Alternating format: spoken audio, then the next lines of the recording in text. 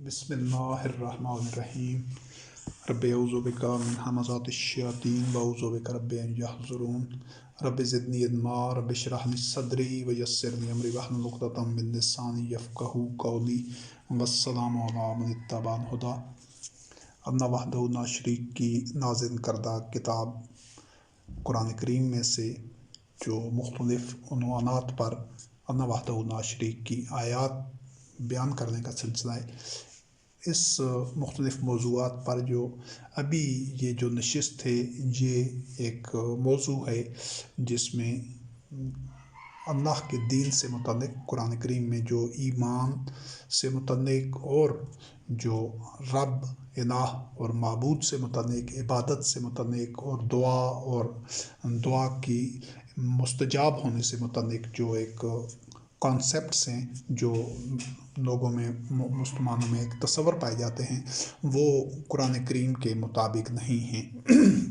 उनमें से बेशतर वो जो मज़हब के और मजहबी पेशवाओं के जो घड़े हुए तसव्वुरात हैं उनके मुताबिक लोग इन्हीं चीज़ों को जिस तरह समझना है कुरान करीम की रोशनी में उस तरह नहीं समझते। तो इस सिलसिले में जो 2 नशिस्तें पहले हो चुकी हैं और ये तीसरी नशिस्त है। उम्मीद है इंशाअल्लाह इस नशिस्त में ये मौजू में से जो मुतअद्दिद मुतफ़र्रिक़ आयात हैं अल्लाह वहदहू ला शरीक की वो सामने लाई जा रही हैं ताकि इनके मुतल्लिक़ जो गलतफ़हमियाँ हैं वो दूर हों और जो अल्लाह वहदहू ला शरीक की नाज़िल करदा दीन इस्लाम पर जो अमल करना चाहें तो वो उनके बुनियादी तसव्वुरात ठीक होंगे तो फिर ही उनका अमल दुरुस्त होगा। तो ये एक काविश है, एक दावत है। उसमें अल्लाह वहदहू ला शरीक की किताब में से आयात को देखें, उसमें तदब्बर करें, अक़ल, फ़िक्र और शऊर को इस्तेमाल करें। उससे फिर सारे मामलात वाज़ेह होते जाएंगे। जो दूसरी नशिस्त थी तो उसमें उसकी जो रिकॉर्डिंग का सिलसिला था उसको मुनक़ता करना पड़ा। इस वजह से उस नशिस्त के आखिर में वो जो दीगर नशिस्तों की तरह जो अल्लाह वहदहू ला शरीक की नाज़िल करदा आयात हैं उनके जो हवाला जात हैं तो वो उस नशिस्त के आखिर में नहीं बताए जा सके। अभी पहले उन हवाला जात को देख लें कि जो दूसरी नशिस्त आप सुनेंगे उन आयात का हवाला पहले सुनने और फिर जो इस नशिस्त की आयात हैं उनका मुताला करते हैं। तो पिछली नशिस्त के जो हवाला जात हैं किताबुल्लाह में से आयात के वो सूरत अल-अंबिया आयत नंबर 21 ता 25, सूरत अल-फुरक़ान आयत नंबर 3, सूरत अल-आराफ आयत नंबर 188, सूरत अल-हज आयत नंबर 73-74, सूरत यूसुफ आयत नंबर 40, सूरत अत-तौबा आयत 31, सूरत आल इमरान आयत 89, सूरत सबा आयत नंबर 40-41, सूरत मरियम आयत नंबर 42 ता 46, सूरत फातिर आयत नंबर 13-14, सूरत अल-अनआम आयत नंबर 19, सूरत अज़-ज़ुमर आयत नंबर 2-3, सूरत अल-बकरा आयत नंबर 165, सूरत अल-बकरा आयत नंबर 22-23 और सूरत इब्राहीम आयत नंबर 28 से लेकर 30 तक का मुताला किया गया था। तो अभी जो आयात इस मौजू की बाकी रहती हैं उनका मुताला करते हैं। तो अल्लाह वहदहू ला शरीक ने जो ये पहले जो 2 हिस्सों से आप समझ चुके हैं उन तसव्वुरात को अल्लाह की आयात की रोशनी में तो उनको मज़ीद जारी रखते हैं। जिस वक़्त इंसान को कोई ज़रर पहुँचता है तो वो रब से दुआ करता है, उसी की तरफ रुजू होकर, उसी की तरफ यकसू होकर उसी की तरफ मुतवज्जो हो जाता है रब की तरफ। और फिर वो जो उसको जो ज़रर पहुँचा था वो उसको वो टल जाता है, वो ख़त्म हो जाता है। फिर वो उसको कोई नेमत मिलती है रब की तरफ से तो फिर वो जो उसने तकलीफ़ के वक़्त अपना रब करीम को पुकारा था, सिर्फ़ उसी की तरफ रुजू हुआ था, उसी की तरफ मुतवज्जो हुआ था, वो फिर उसको भुला देता है। और इसी तरह वो अल्लाह के साथ और अंदाद बना देते हैं। کہ اللہ کے راستے سے گمراہ کریں۔ تو بندہ جس وقت تکلیف میں، مشکل میں، کسی ابتلا کی گھڑی میں ہو تو جس قدر خلوص کے ساتھ، جس طرح یکسوئی اور توجہ کے ساتھ صرف اللہ وحدہ لا شریک کی طرف رجوع کرتا ہے کہ وہ اس کو مشکل گھڑی سے نکالے اور اس کی مدد کرے اور اس کے لیے آسان زندگی دے اسے، تو وہ اس کو پھر اس مشکل جب ٹن جاتی ہے تو پھر بھی اس کو ہر طرح کے حالات میں، خوشی، آسانی اور نعمتوں کے حالات میں بھی صرف اللہ وحدہ لا شریک کی طرف رجوع رہنا چاہیے۔ اور اللہ وحدہ لا شریک کی طرف رجوع رہنے کا جو عملی طریقہ ہے، جو اس کی پیکر محسوس ہے، وہ صرف یہ ہے کہ اس کو ہر حال میں صرف اللہ وحدہ لا شریک کی نازل کردہ وحی قرآن مجید کی طرف رجوع رہنا چاہیے۔ اسی سے اس کو تمام اعمال، عبادات، عقائد اور تمام رہنمائی لینی چاہیے۔ انفرادی و اجتماعی زندگی سے متعلق جو ایک اجتماعی جو سٹرکچر، جو میکنزم اور جو ڈھانچہ بنایا گیا ہے، وہ اسی کے ساتھ وابستہ رہتے ہوئے، اسی کے ساتھ جوڑ کر وہ اجتماعی طور پر، مشترکہ طور پر وحی کا اتباع کرنے والے مومنین میں شامل رہے گا۔ یہ اس کی عملی صورت ہوگی کہ وہ ہر حال میں، چاہے اس پر کوئی مشکل کھڑی ہو، چاہے وہ آسانیوں کے دور میں ہو، تو وہ اللہ کی طرف رجوع ہونے کی یہ عملی شکل ہوگی۔ تو یہ جو اللہ کے راستے سے گمراہ کرنے کے لیے، یہ دوسرے اللہ کے ساتھ جو اور انداد اللہ بنا لینے ہیں اور اس کے ساتھ ساجی بنا لینے ہیں، اس کے معاذ اللہ اس کے ہم پناہ جو لوگ بنا لیتے ہیں، جس طرح ابھی ہیں پوری دنیا میں، تو اس میں وہ اللہ کے راستے سے یہ طریقہ گمراہ کرتا ہے، ہٹاتا ہے۔ تو فرمایا گیا ہے، اللہ رب کریم نے فرمایا نبی کریم علیہ السلام کو کہ ان سے کہہ دیجئے کہ اپنے اس کفر کے ساتھ جو فائدہ اٹھانا چاہتے ہو اٹھا دو، تو پھر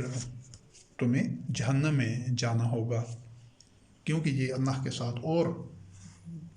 شریک کار اور معاونین اور معاذ اللہ کو یہ سے شخصیات گھاڑ دینا اپنی طرف سے، ان کو شرکا بنا دینا، تو یہ اس کا نتیجہ جہنم ہے۔ اور جو کفار ہوتے تھے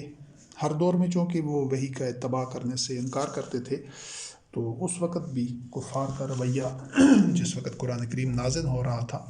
تو وہ یہی کہتے تھے کہ ہم اس قرآن پر ایمان نہیں لاتے۔ اور اس چیز کو اور بھی ایک یہ اس موضوع سے تو ہٹ کر ہے کہ پورے قرآن کریم میں آپ مطالعہ کریں، کہیں پر بھی یہ نہیں کہا گیا کہ یہ کفار یا مشرکین یا یہود و نصارہ یا اہل کتاب وغیرہ جتنے بھی تھے جو وحی کا اتباع نہیں کر رہے تھے، وہ یہ نہیں کہتے تھے کہ ہم اس حدیث کو نہیں مانتے، یا ہم اس سنت کو نہیں مانتے، یا ہم اس روایت کو نہیں مانتے۔ ہمیشہ جو مسئلہ اور جو مخالفت ہوتی تھی وہ اللہ وحدہ لا شریک کی نازل کردہ آیات کی ہوتی تھی، قرآن کی ہوتی تھی۔ وہ تمام آیات قرآن کریم کے اندر ہیں۔ یہ جو دین کے نام پر قرآن کے علاوہ جتنا مواد اور جتنے ملفوظات اور کتابیں موجود ہیں، ان میں سے کوئی بھی قرآن نہیں ہے۔ فیصلہ صرف یہ کرنا ہوتا ہے کہ یا تو قرآن کریم کو تسلیم کرتے ہیں، اس پر ایمان لاتے ہیں اور اسی کا ہی اتباع کرتے ہیں، پھر اس کے ساتھ اللہ وحدہ لا شریک کی وحی کے ساتھ کسی کو اور شریک نہیں کرنا۔ یہ خالص للہ الدین الخالص، یہ وحی کا اتباع ہے۔ اس پر وہ نہیں آتے تھے، تو وہ قرآن کریم کا تو اس پر ایمان نہیں لانا چاہتے تھے، بلکہ وہ جو پہلے ان کے پاس اپنے احبار و رہبان اور دیگر ان کے جو مذہبی پیشوا تھے، ان کی گھڑی ہوئی باتیں تھیں، ان پر وہ ایمان لانا چاہتے تھے۔ اور جو کفار تھے جو بالکل وحی کا ہی انکار کرتے تھے، تو وہ تو جو پہلے وحی موجود تھی اس پر بھی ایمان نہیں لانا چاہتے تھے۔ تو یہ جو قیامت کے دن جب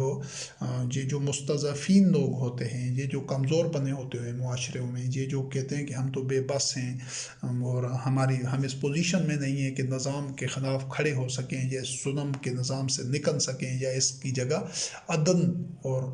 حق کا نظام قائم کر سکیں، تو وہ لوگ کہیں گے قیامت کے دن، انہی جو متکبرین ہوتے ہیں، جو بڑے بنے ہوتے ہیں، چاہے وہ مذہبی پیشوا ہوں، چاہے حکمران ہوں، چاہے سرمایہ دار ہوں، مترفین ہوں، جو بڑے بڑے اکابرین مجرمین ہوتے ہیں، طاغوت، تو ان سے وہ کہیں گے یہ کمزور لوگ کہ ہم تو اگر تم نہ ہوتے تو ہم ایمان لاتے۔ تو وہ پھر جو بڑے بنے ہوتے وہ اس کا جواب دیں گے کہ جب ہدایت تم تک پہنچ چکی تھی تو کیا ہم نے تم کو روکا تھا، بلکہ تم خود ہی مجرم تھے۔ اور پھر وہ جواب میں ایک ڈائلاگ ہے جو ابھی وقت آیا نہیں، لیکن روز محشر یہ منظر ہوگا، نہ وحدہ نہ شریک نے قبل از وقت بتا دیا ہے۔ تو پھر یہ جو مستضعفین کمزور لوگ جو پیچھے پیچھے چلتے ہیں، جو ان کی اطاعت کرتے ہیں اپنے جیسے بندوں کی، وہ پھر ان کو جواب میں کہیں گے کہ نہیں، یہ جو بن کے تم صبح شام جو مکر کرتے تھے، فریب دیتے تھے ہمیں چالاکیوں کے ذریعے، کہ تم ہمیں کفر کرنے کا حکم دیتے تھے اور اللہ کے ساتھ اور انداد گھڑ دینے کا۔ تو یہاں سے مزید واضح ہو گیا ہے کہ یہ جتنے مذہبی پیشواؤں نے مختلف شخصیات کھڑی ہوتی ہیں، یہ لوگوں کو جبراً اس پر نہیں رکھ سکتے، کسی بھی آدمی کو جبراً زبردستی، لیکن یہ ہے کہ وہ اپنی دکانداری کے لیے، وہ جو کہ مذہب فروش ہوتے ہیں، خدا فروش ہوتے ہیں، تو وہ اپنی دکانداری کے لیے یہ چیزیں کرتے ہیں تاکہ لوگ ان میں لگے رہیں، اور لوگ ان سے ان کو دھوکے میں رکھتے ہیں مذہبی پیشوا، تو لوگ تو خود اپناتے ہیں۔ یہی بات وہ قیامت کے دن کہیں گے کہ جب ہدایت تم تک پہنچ چکی تھی تو کیا ہم نے تم کو روکا تھا، بلکہ تم خود ہی مجرم تھے۔ اور حقیقت یہ کہ یہ اس طرح کی وہاں پر عذر قبول نہیں ہوں گے۔ قیامت کے دن دونوں جہنمی ہوں گے، جو انداد اللہ کے پیچھے چلتے ہیں، جو اپنے جیسے بندوں کی باتوں کے اور ان کو مانتے ہیں، ان کی تہذیب و تکریم، ان کی وہ بڑا ان کی تکریم کرتے ہیں، ان کو بڑا مقام دیتے ہیں، حالانکہ ہوتے وہ اپنے جیسے عبد ہیں، بندے ہیں، جو گزشتگان خاص طور پر گزر گئے 10 20 سینکڑوں سال پہلے، تو ان کا جو امن تھا ان کے ساتھ ہے۔ تو یہ وہ نہیں مانتے، بلکہ وہ ساری زندگی، آنے والی ساری نسلیں ان کے جھنڈے اٹھائی پھرتی ہیں، اور ان کی تعریفیں، توصیفیں، ان کی بتائی ہوئی باتیں، حالانکہ ہوتے وہ عام آدمیوں کی طرح بشری ہیں۔ اور پھر ان کو یہ جو مستضعفین جب کہیں گے کہ تم ہمیں کفر کرنے کا حکم دیتے تھے اور اللہ کے ساتھ اور شریک بنا دیتے تھے، انداد اللہ بنا دیتے تھے، تو پھر ان دونوں کو وہاں پر الگ الگ کر دیا جائے گا۔ جن جو اتباع کرتے تھے اور جن کی اتباع کی جاتی تھی، تو وہ جو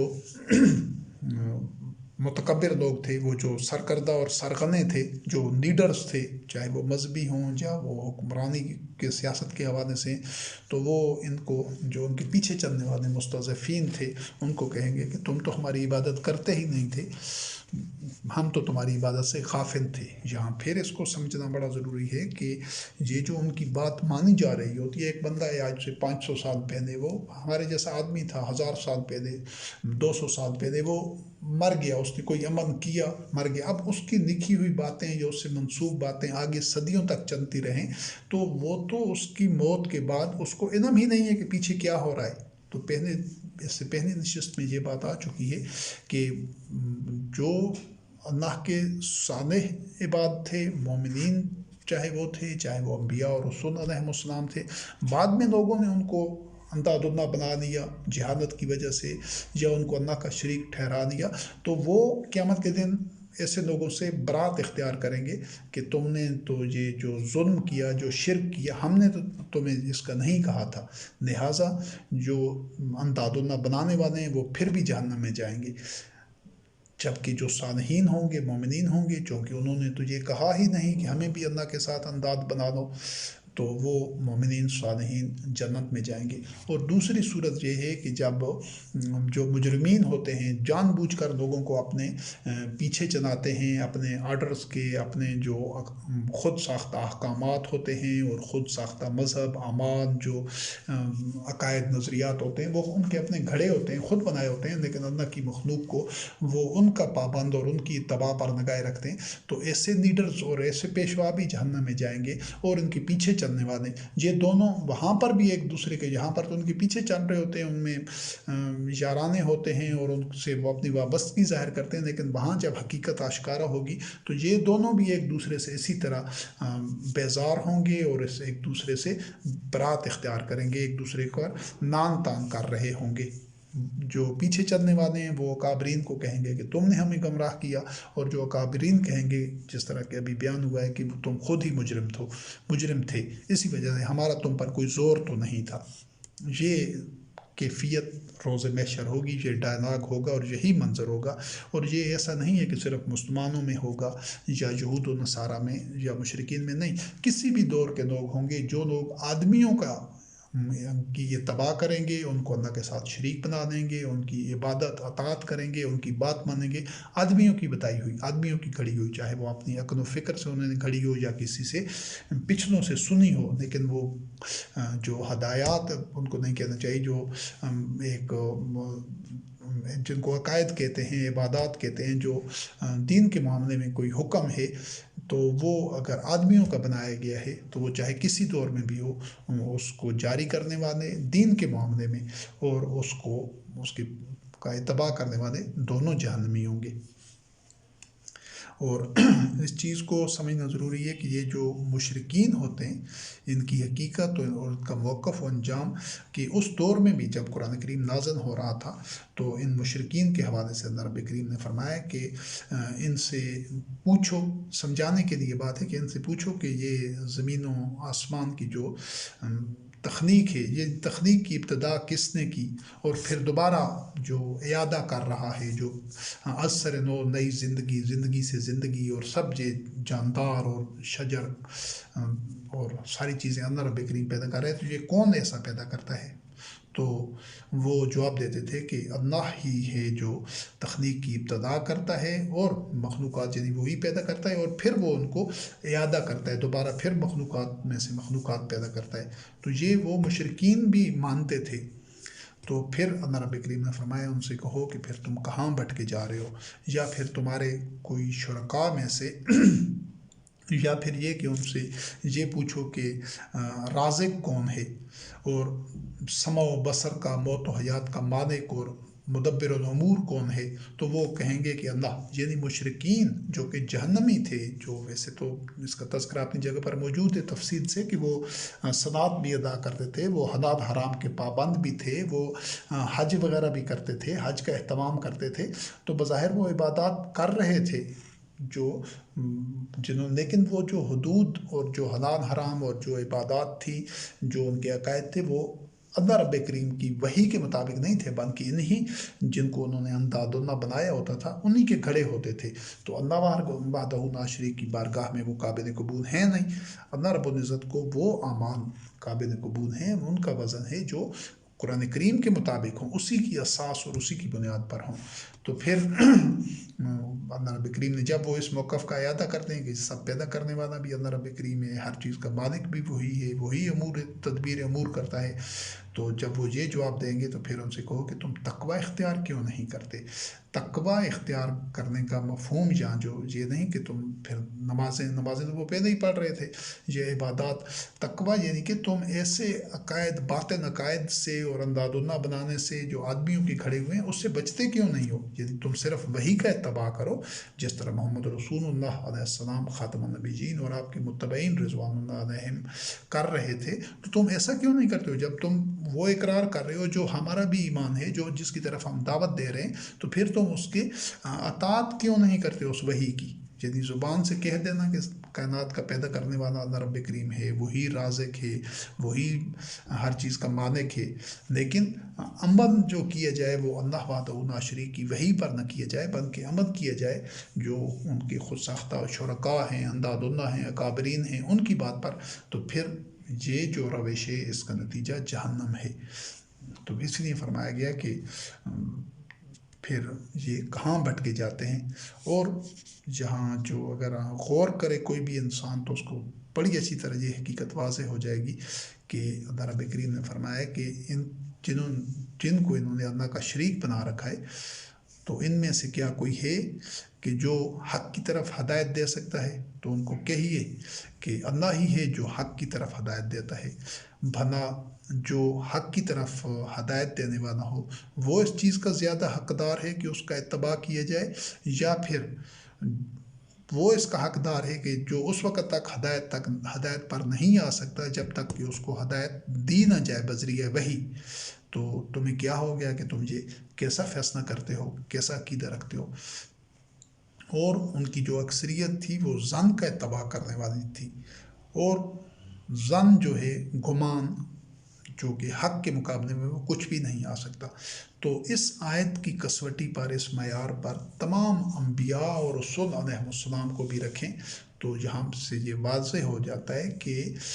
جو خود اس وقت تک ہدایت پر نہیں آ سکتا جب تک اس کو ہدایت مل نہ جائے، اور ہدایت صرف اور صرف اللہ وحدہ لا شریک دے سکتا ہے، کوئی بشر کسی کو ہدایت نہیں دے سکتا، تو تمام انبیاء علیہ السلام کی فی نفس ہی، ان کی ذات کے حوالے سے ان کا اتباع کرنے کی نہ تو کوئی گنجائش ہے، نہ کوئی اللہ رب کریم کا حکم ہے، اور اگر ان کی ذات کے حوالے سے فی نفس ہی ان کی ذات کی اتباع کی جائے تو یہ شرک ہوگا، اور شرک ظلم عظیم ہے۔ وہ خود اسی وجہ سے بار بار تمام انبیاء علیہ السلام اور ان کے جو متبعین رضوان اللہ علیہم تھے وہ تو اس کو اچھی طرح سمجھتے تھے، اسی وجہ سے قرآن کریم میں متعدد دفعہ یہ چیز بیان کی گئی ہے کہ انبیاء علیہ السلام کا ہمیشہ یہ اعلان ہوتا تھا ہر دور میں، خود محمد رسول اللہ علیہ السلام کا، کہ ہم اللہ کی وحی کا اتباع کر رہا ہوں میں، اور آپ بھی میرے ساتھ اللہ وحدہ لا شریک کی وحی کا اتباع کریں۔ یہ جو کیفیت ہے، یہ جو سوچ ہے، یہ جو نفسیات ہیں، ان کو سمجھنا ضروری ہے۔ جب تک اس چیز کو نہیں سمجھا جائے گا اس وقت تک پھر یہ جو آدمیوں کی اتباع کا سلسلہ ہے یہ اس کو ختم نہیں کیا جا سکتا۔ تو یہ بنیادی چیز ہے، اس کو سمجھنا ضروری ہے کہ کسی بھی بشر کو اتباع کرنے کا حق اللہ رب کریم نے دیا ہی نہیں کہ وہ لوگوں سے یہ کہے کہ تم میری اتباع کرو۔ اتباع صرف اور صرف اس کی ہوتی ہے جو ہدایت دینے والا ہو، کوئی بشر کسی کو ہدایت نہیں دے سکتا۔ آج یہ جتنی بھی انبیاء علیہ السلام سے منسوب باتیں ہیں، یا جو یہود و نصارہ جس طرح کرتے تھے، یا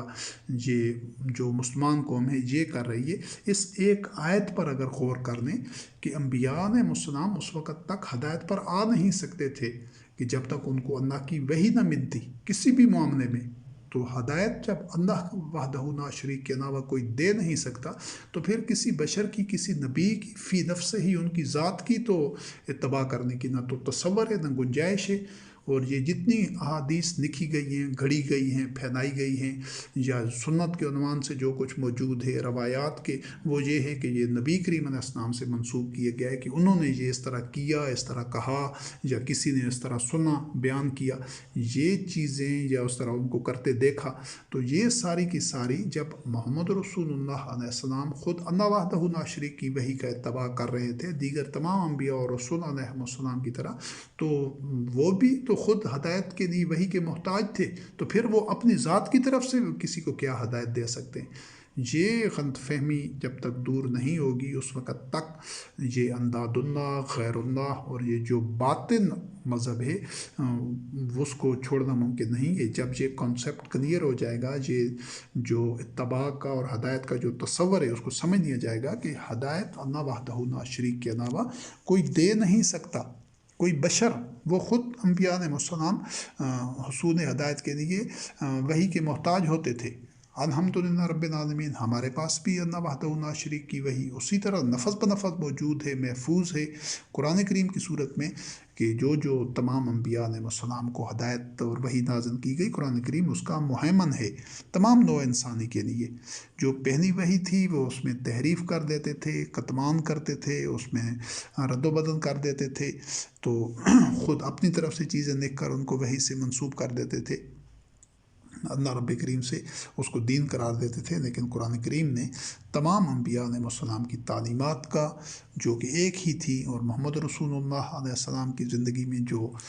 ہدایات دی گئیں اس وقت کے لوگوں کو، وہ تمام کی تمام قرآن کریم میں موجود ہیں۔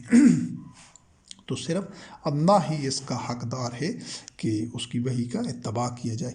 تو اس چیز کو سمجھنا بڑے ضروری ہے، اور یہ جو اکثریت ہے یہ ظن کا اتباع کرتی ہے، گمان کا، کہ اور تمام احادیث کے بارے میں کہا بھی جاتا ہے کہ اس طرح نبی کریم علیہ السلام نے کہا، یا پھر جس طرح کہا، یعنی ان کو اس چیز کی شورٹی اور یقین محکم نہیں ہوتا کہ واقعہ نفذ بنفذ یہ بات نبی کریم علیہ السلام نے کی یا اس طرح عمل کیا، جبکہ قرآن کریم کا الحمدللہ ایک ایک لفظ وہی ہے جو محمد رسول اللہ علیہ السلام کے کن پر نازل ہوا، اور جو قیامت تک آنے والے انسانوں کے لیے جس کا پہنچانا ضروری تھا، اور وہ محفوظ ہے، اور اس کی ہدایت اور اس کی حفاظت کا ذمہ اللہ رب کریم نے لیا ہے۔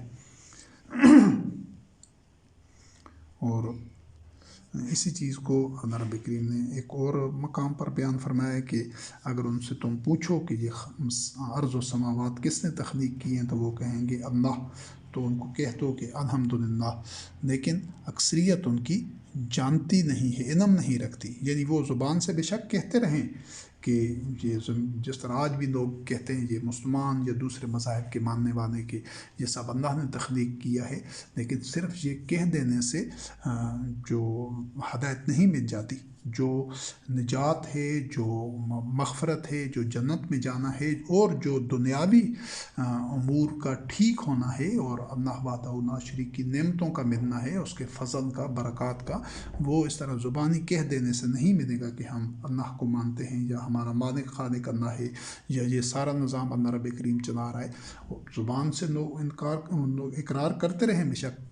تمام لوگ، لیکن اگر ان کا عمل امداد اللہ کے کہنے پر ہے، ان کی جو طرز زندگی ہے، جو ان کے عقائد، نظریات اور معاملات ہیں، وہ اللہ وحدہ لا شریک کی وحی کے مطابق نہیں ہیں، تو وہ پستیوں میں، ذلتوں میں، عذاب میں اور غضب میں مبتلا ہوں گے. زبانی کہہ دینے سے کچھ حاصل نہیں ہوتا، چاہے وہ کوئی کلمہ پڑھ لے تو پھر بھی اس سے کچھ حاصل نہیں ہوتا. زبانی پڑھنے سے یہ تو تمام مسلمان تو یہ سمجھتے ہیں کہ ہم نے کلمہ پڑھ لیا ہے تو بس ہم مسلمان ہو گئے. نہیں، صرف پڑھنے سے کچھ حاصل نہیں، یا زبانی اقرار کرنے سے. پھر ایک اور مقام پر ہے کہ ان سے پوچھیے کہ کس نے ارض و سما خلق کیے ہیں، تو وہ جواب تو دیتے ہیں کہ اللہ نے. پھر ان سے کہو کہ اللہ کے علاوہ تم جن کو پکارتے ہو، یعنی دعا کرتے ہو، وہ اگر اللہ کا ارادہ مجھے ضرر پہنچانے کا ہو تو کیا یہ ضرر کو دور کر سکتے ہیں، اور اگر اللہ کا ارادہ مجھے رحمت سے بہرامند کرنے کا ہو تو یہ اس کی راہ میں رکاوٹ بن سکتے ہیں. کہہ دیجئے کہ میرے لیے تو اللہ ہی کافی ہے، اسی پر میں توکل کرتا ہوں. یہ جو ایک اصولی بات جو جس کو سمجھنا ضروری ہے کہ وہ جب پہلی نشست میں یہ بیان ہو چکا ہے کہ جو ضرر اور نفع کا اختیار ہے وہ انبیاء علیہ السلام کو بھی اللہ رب کریم نے نہیں دیا تھا، بلکہ وہ ان کو اللہ کی مشیت کے مطابق جو اللہ کا کلمات ہیں، جو قانون ہے، وہ بھی اس کے تابع تھے. یعنی اللہ وحدہ لا شریک کے حکم اور اقتدار سے اور اس کی مشیت سے کوئی بھی باہر نہیں ہو سکتا. تو پھر اسی لیے کہا گیا کہ یہ میری قوم والوں کہ تم اپنی جگہ پر عمل کرتے رہو، میں اپنی جگہ پر عمل کرتا ہوں. اور یہ سلسلہ آیات کا چلتے ہوئے کہ ہم نے تم پر کتاب نازل کی ہے حق کے ساتھ، کہ جو ہدایت پر آنا چاہے گا، یعنی اس کتاب کا، قرآن کریم کا اتباع کر کے، تو وہ اپنے لیے، اور جو اس کا فائدہ اسی کو ہی پہنچے گا. اور جو ضلالت میں رہنا چاہے گا، یعنی وحی کا اتباع نہیں کرے گا، تو وہ بھی اس کا نتیجہ بھی اسی کو بھگتنا پڑے گا. اور نبی کریم علیہ السلام کو فرمایا گیا ہے کہ آپ ان کے اوپر کوئی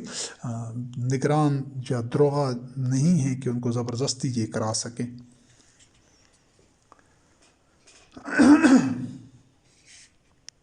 تو اس کے بعد ایک نفسیاتی حوالے سے جو آدمیوں میں ایک کمزوری ہوتی ہے، تو وہ اللہ رب کریم نے بیان فرمایا کہ یہ ارض و سماوات کی تخلیق اور شمس و قمر کی تسخیر میں اللہ کا اقرار کرتے ہیں، آسمان سے پانی برسا کر مردہ زمین کو زندہ کرنے والے بھی اللہ کو تسلیم کرتے ہیں، لیکن جب یہ مثلا کشتیوں میں سوار ہوتے ہیں تو ان کو خطرہ ہوتا ہے طوفان کا، جب وہ کوئی اور دیکھتے ہیں کہ ہماری مدد نہیں کر سکتا، تو پھر اس وقت مخلصین بن کر اللہ کو پکارتے ہیں، اپنے دین کو خالص اسی کے لیے. اور پھر جب نجات مل جاتی ہے، یعنی بخیر و عافیت کنارے پر پہنچ جاتے ہیں، تو پھر شرک کرنے لگ جاتے ہیں کہ تاکہ وہ اس کو جو اللہ رب کریم نے ان کو دیا ہے اس سے کفر اختیار کریں. تو جلد وہ چیز جان لیں گے، یعنی اس روش کا انجام، یعنی وہ مشکل میں، مصیبت میں تو خالص اللہ کی طرف متوجہ ہو جاتے ہیں، اسی کی طرف رجوع کرتے ہیں، اسی سے مدد چاہتے ہیں. لیکن جب حالات تو معمول پر ہوں تو پھر وہ اللہ کی نعمتوں کو جو اللہ رب کریم نے خاص طور پر مادی معاملات میں جو رزق کی فضیلت دی ہے تو وہ اس کو اللہ کی طرف سے تسلیم نہیں کرتے، بلکہ وہ اس کو رزق کو زیادہ سے زیادہ مال دولت کو وسائل کو سمیٹنا چاہتے ہیں اپنے پاس اور اس پر قبضہ کرنا چاہتے ہیں، دوسروں کو محروم اور مجبور رکھتے ہوئے، دوسروں کا ناجائز استحصال کرتے ہوئے۔ یہ بھی ایک اللہ کی نعمت کا انکار ہے۔ تو آگے اس کو بیان فرمایا گیا ہے کہ پھر کیا تم باطن پر ایمان لاتے ہو اور اللہ کی نعمت کا کفر کرتے ہو؟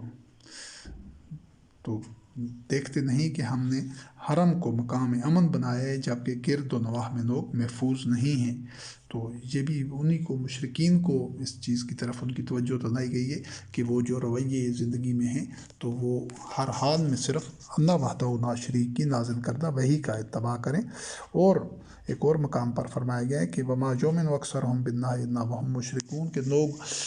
ان کی اکثریت ایمان کا دعویٰ کرنے کے باوجود یا اقرار کرنے کے باوجود مشرک ہی رہتی ہے۔ یعنی یہ جس طرح اس کے شروع میں اس موضوع کے شروع میں ایمان کی جو 6 اقسام بتائی گئی ہیں تو ان میں واقعی یہی حقیقت ہے کہ اکثریت جو ہے وہ اسی طرح کسی نہ کسی صورت میں شرک کا ارتکاب کر رہی ہوتی ہے اور وہ ہوتے اس ذام میں ہیں کہ ہم اللہ پر ایمان لا چکے ہیں۔ اور یہ جو شرک ہے یہ اتنا بڑا ظلم ہے کہ اللہ رب کریم نے فرمایا کہ اس کا جو مرتکب ہوگا وہ اس کی مغفرت نہیں ہو سکتی۔ اور اس کے علاوہ دوسری جو کوئی انسان سے جہالت میں غلطیاں کوتاہیاں نقصیں ہو جاتی ہیں تو وہ اس کی مشیت کے مطابق ان کوئی مضرساں جو اثرات ہوتے ہیں ان کی مغفرت ہو جائے گی، اللہ رب کریم ان کو بچا لے گا۔ اور جو شرک کرنے والا ہے تو وہ بڑی گمراہی میں جا پڑا ہے۔ یہ جو جن کو یہ پکارتے ہیں اللہ کے علاوہ یہ تو بودے اور ان کی اصلیت نہیں ہے، یہ کمزور سہارے ہیں، یہ ان کو کام نہیں آ سکتے، یہ بلکہ ایک دھوکہ اور فریب ہوتا ہے۔ اور یہ